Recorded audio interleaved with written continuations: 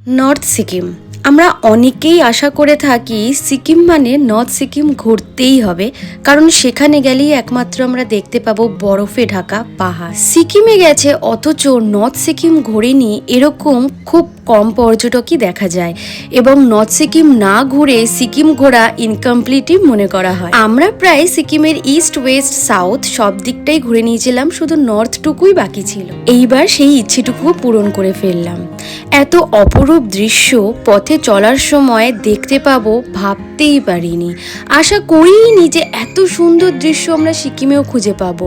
হ্যাঁ, এটা সিমলা নয়, এটা নর্থ সিকিম। নর্থ সিকিম অথবা উত্তর সিকিম অথবা মঙ্গন জেলা ভারতের 640টি জেলার মধ্যে এটি সপ্তম সবচেয়ে কম জনবহুল জেলা। নর্থ সিকিম জেলা সিকিমের 4টি জেলার মধ্যে আয়তনে সবচেয়ে বড়। এই জেলায় অনেক জলপ্রপাতও দেখা যায়, খাড়া উপত্যকায় ধস নামার প্রবণতাও দেখা যায়। পর্বতের চূড়ায় বরফ গলা এবং বৃষ্টিপাতের জন্য ধস বেশি নামে, আর ঠিক এই কারণের জন্যই এই জায়গাটি মাঝে মধ্যেই বন্ধ হয়ে যায়।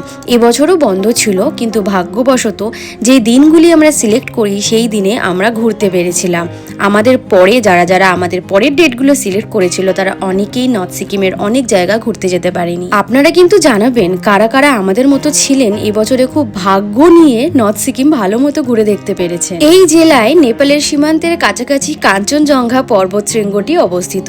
কাঞ্চনজঙ্ঘা জাতীয় উদ্যানের অংশবিশেষ এই জেলায় অবস্থিত। আর এই যে সুন্দর বরফে ঢাকা রাস্তাগুলি আপনারা দেখতে পাচ্ছেন, এটা আসলে কালাপাত্থারে যাওয়ার পথেই পড়বে।